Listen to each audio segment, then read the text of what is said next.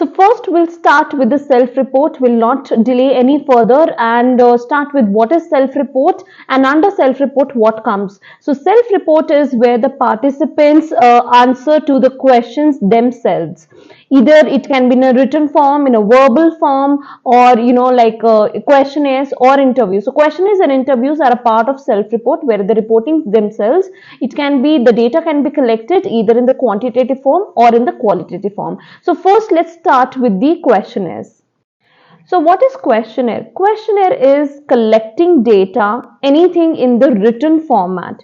Now that can be either in the paper pen format, or nowadays, earlier it used to be like, in old age, the researchers used to collect data through, by distributing questionnaires on the papers. They used to distribute to the participants, and the participants used to write with a pen, pencil, whatsoever.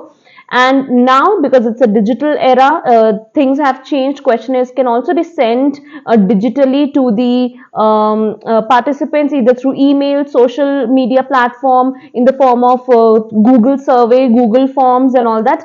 So there are a number of ways to do that, but the basic thing remains the same in questionnaire, that it is in the written format.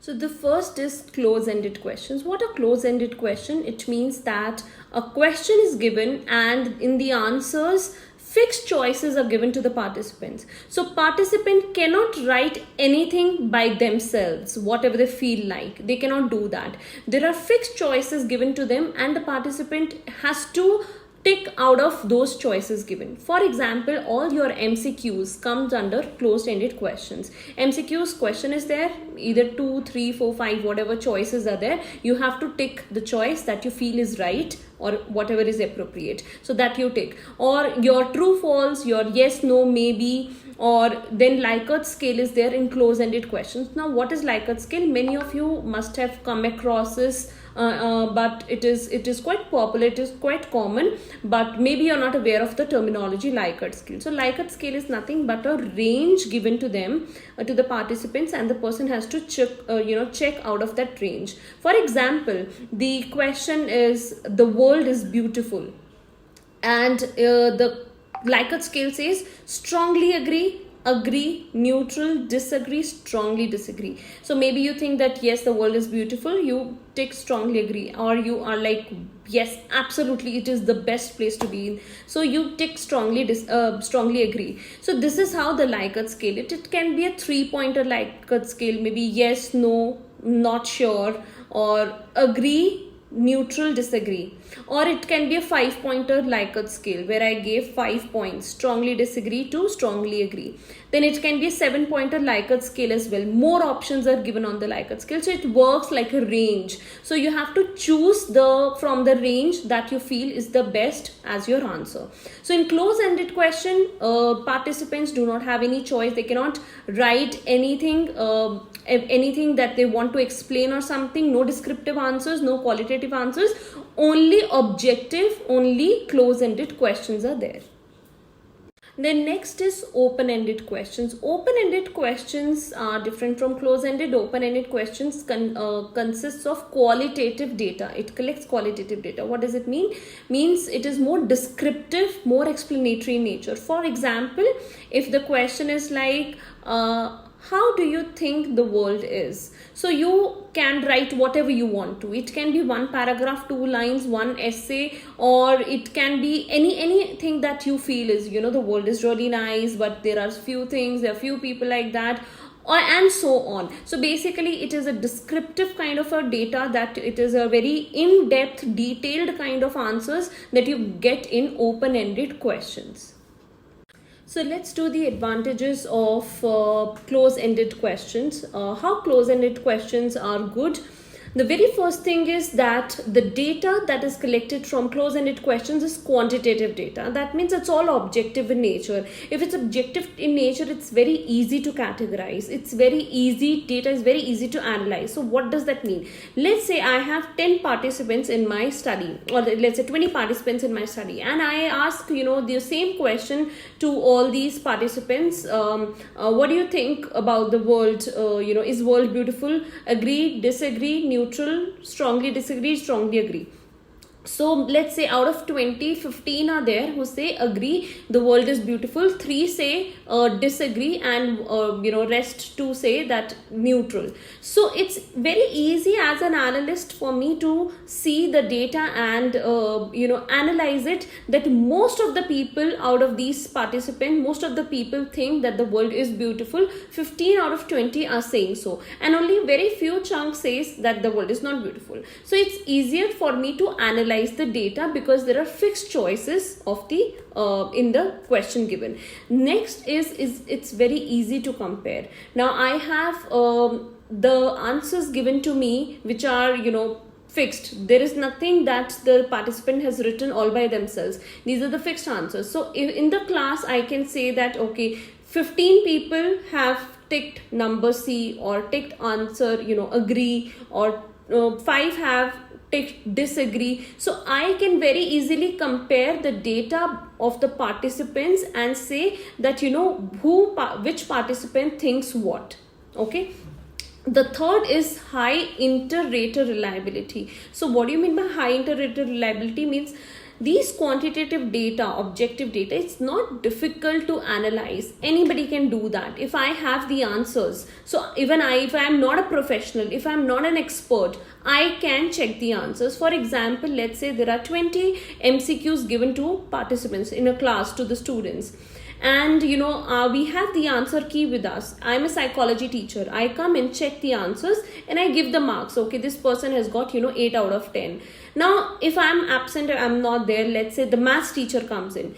The maths teacher doesn't have any idea about the psychology answers, but they have the answer key. It's easy to analyze. Okay, for the first question A is the right answer, for second question the B is the right answer. So it's easier for them to analyze the data, and be it principal or even the peon of the school comes in, even they can do the analysis of the same if they have the answer key.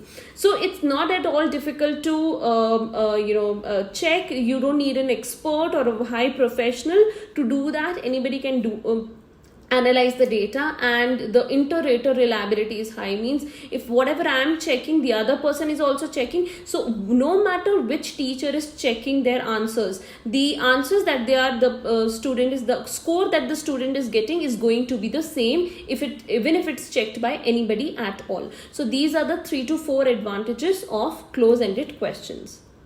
Next is the disadvantage of close-ended question. The biggest disadvantage is that a participant cannot write whatever they want to express. There is a forced choice. You are forced to tick out of those 4 options or 5 options given in the paper.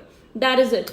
Even if you feel like saying something, even if you feel that your answer is not somewhere in the choices given to you, you cannot change it. So you are forced to give the answer. In this way, the validity of the whole questionnaire comes down. For example, I say the question is, again I take the same example, the world is beautiful. Yes, no, not sure. Now yes means absolutely yes, it is beautiful. No means not at all.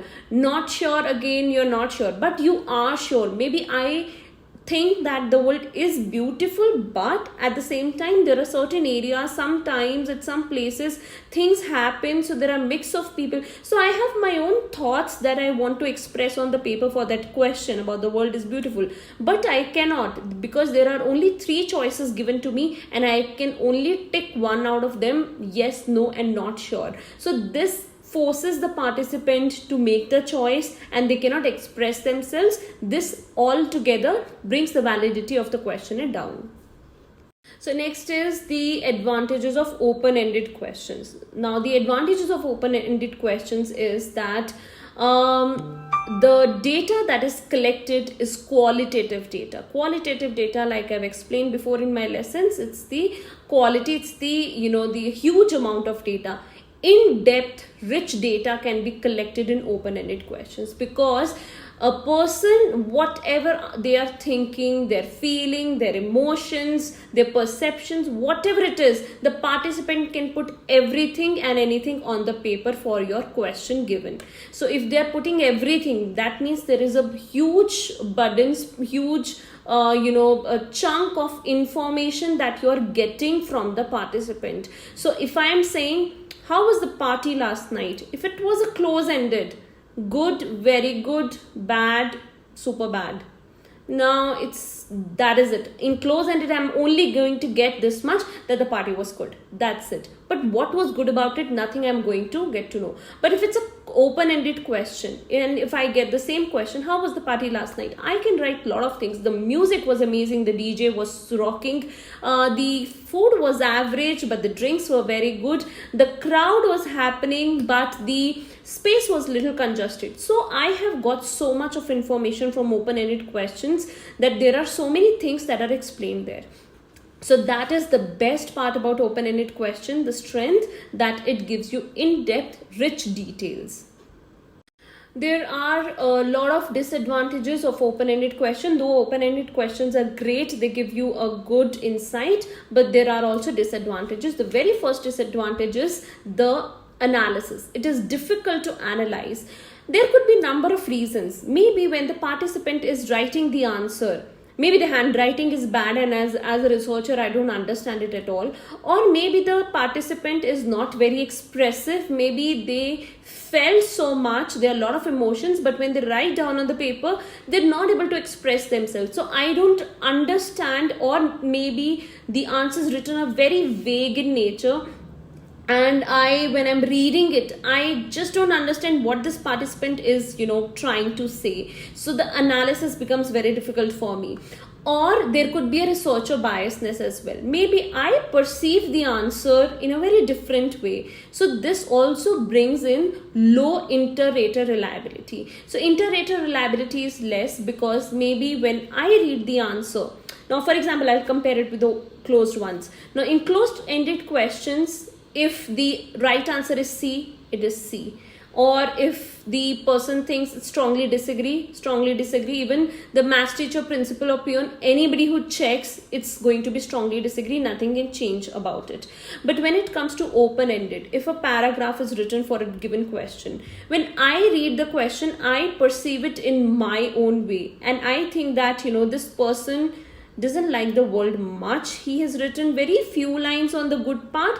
I think he's little, he doesn't like the world much. But when the other person is reading, another researcher is reading the answer, same answer, they think, no, maybe he has written a lot about bad things, but I think he is stressing more on the good things as well. So I think he really likes the world. So each person, each researcher, when they are reading the answers of the open-ended question of the participant, they think in their own, they have their own perception, they analyze in their own way. So it's difficult to analyze because of the vagueness, because of the difficulty in expressing yourself, or maybe the handwriting, or maybe I don't understand, so difficult to analyze. Then inter-rater reliability is low. There are different people perceiving it in a very different way. There are it's an in-depth amount, but it can be very time consuming reading these many answers and then categorizing it, that this participant, where do I categorize this participant? He likes the world or he doesn't like the world. So where do I categorize them? That also becomes really difficult. So it is highly time consuming. Now, in whole, about the questionnaires, leave alone the closed or open-ended questionnaires, what are the advantages and disadvantages of collecting the data in this method, that is questionnaires? Now, the advantages are, the best thing about questionnaire is that you can collect abundance of data in a very short period of time. Now, what do I have to do? I don't have to go to people and ask them or anything. I have a questionnaire with me. I can email it to 10,000 people at the same time, or I can just put on any social media platform, or I just WhatsApp them in some group and it goes to n number of people. So sending questionnaire and collecting data from thousands of people in one go, it's very easy. And I give 1 week's time. By end of the week, please give me back the, respond back with the questionnaire. So they fill up the questionnaire and send it back to me. So within a 1 week, I have this good amount of data with me with a very short period of time. So it's very time saving. Another advantage is that it is less socially desirable. In the sense, let's say the participant, when I'm asking the questions right on the face, it's face to face. So the participant might feel little hesitant and they don't want to answer. They are a little uncomfortable. But let's say if it's in the questionnaire, maybe you feel that, okay, nobody's going to read, the name on the, like, whose paper is it. I can put it anonymous and nobody will get to know. So I don't have to pretend or fake. I can write whatever my heart says. So sometimes when somebody is not watching you, you feel that you're not being judged and you can write on the paper very easily, which you cannot tell the other person on their face. Another, now we are done with the advantages. The disadvantages of questionnaire is that first is, maybe people are not willing to write that much for your in-depth data. They are like open-ended questions. They are busy in their lives and they have so much other work to do. And if you give them hand over the open-ended questions, maybe they are not willing to write that much for you. Or even if it's a close-ended, it might happen that you distribute or email, send over, 1,000 of questionnaires to 1,000 people. Questionnaires, one questionnaire to 1,000 people. So maybe when you do that, people, if they're not willing, they tell their kid, okay, just fill in whatever you want, tick, tick, tick. Or without even reading the question, they just tick the answers just to get rid of it. They are not interested to fill in your questionnaire. And so this is getting the wrong data altogether. Then not willing to write so much for open-ended questions. Again, you're not getting the right data. And the third is, again, social desirability can also be the disadvantage. Maybe when I'm asking a participant right on their face, maybe they're more truthful because of the face value. But when writing on the paper, they know that nobody is going to see and they write whatever they want to. It can even be lie, trash or crap, whatever it is. So all these kind of disadvantages are there with the questionnaires. Now, making questionnaires is not a very easy task. You might think that I can become a researcher. I just need to write a few questions on the paper and collect the data. But it's not like that. You have to be very careful when you're making a questionnaire. There are a few points that you need to keep in your mind while making the questionnaire. So the very first is avoid double-barreled questions. So when you plan to become a researcher or when you plan to do a research, there are a few points you keep in mind. First is avoid double-barreled questions. What does it mean? It means that, for example, I'm writing a question. I get a lot of homework and a lot of exams in my school. Now in this question, the answers given, it's in closed-ended. Agree, strongly agree, yes, no, sure, maybe, whatever it is. Okay. Now in this, there are basically two questions coming in one question. There are a lot of exams and a lot of homework in my school. Now maybe you do have a lot of exams, but you don't really have any homework at all. So how you're going to answer in close-ended question? Or maybe you have a lot of homework but not the exams at all. There hardly an exam, only finals is there. So how do you plan to answer? So don't ask two questions in one question. Second is ambiguous questions. Don't ask ambiguous question. What does that mean? Means don't ask unclear question. If your question is not clear to the participant, they will not understand, and participant would be, what is he trying to ask? So what do I write? So if the question they are not able to understand, how will they write? And whatever they write is going to be not very valid. Third point, don't use too many technical terms in the questionnaire, because you understand who is your audience. If your audience is the general population, then don't use too many technical terms. For example, I'm a psychologist and in the question I write, that so and so study had lot of demand characteristics, what do you think about it? Or so and so thing had a social desirable behavior. So person in general population, if you're not a psychology student, you won't know that what is social desirable, what is demand characteristics. So if you do not understand the question, if there are too many technical terms which are the general population is not familiar with, so it's not a good idea to put those terms in it. Next, avoid emotive language. What do you mean by emotive language? It means that don't use any such language in your questions that are too emotional, where you are pleading someone, where it's little offensive and the participant who is doing your questionnaire feels offensive about it, or they feel upset about it and they don't want to answer. So please, no emotive language. So here we are done with what are questionnaires, what are the type of questionnaires. For each type we had done advantages, disadvantages. We also did advantages, disadvantages of the questionnaires, and we also in the end did that what are the things you should avoid while making a questionnaire. There is one last thing that we'll be finishing in is the filler questions. Now what are filler questions? It means that while making a questionnaire, you put in the filler questions. Filler questions are the ones that is not relevant to the study at all. Now why this is done? For example, I want to study your habits. Okay, what are your habits? Now if I put 10 questions there in the questionnaire and you get the demand characteristics, remember demand characteristics are the hints. You get a hint that this researcher wants to study my habits and you want to be more socially desirable. So you write all, fake or pretentious answers that my habits are like perfectly well. I'm a very good habit, having a person of very good habits. So you write in that very manner. Now in this, what is happening? I'm not getting the true data because you have got the demand characteristics and now you're showing your social desirable behavior, which is not good for my study. So what do? I put filler questions in it. I put questions that are not relevant to the study. These filler questions are to distract you. So maybe I put something, which movie did you see last night, or when you get up what you do, or what you had for your breakfast, or what do you think about so and so things. Now these questions are not related to your habits. These are some random questions I have put in the questionnaire.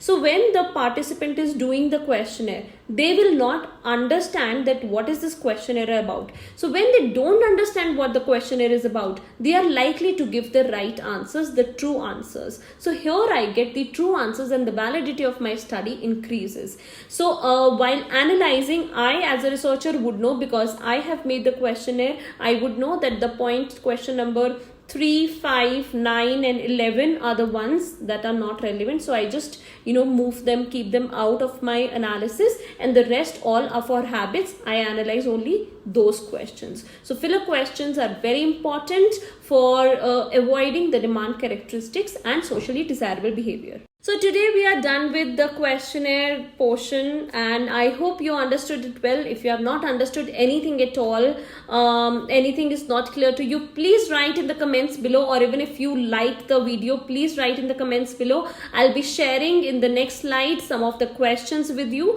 where we'll do some practice. Here are some practice questions. Please do try doing it without referring to any source. Try doing it all by yourself on the basis of this lesson given to you, and let's see how much can you answer. If you are not able to find answers of any of these questions, please get back to me, write in the comments below, and I will tell you the answer. And my next video is there on the same self-report. Next we'll be starting with the interviews. What are interviews? So keep watching and don't forget to subscribe my video, my channel, so that get the notifications when is my next lesson coming on, and you stay tuned. Bye bye.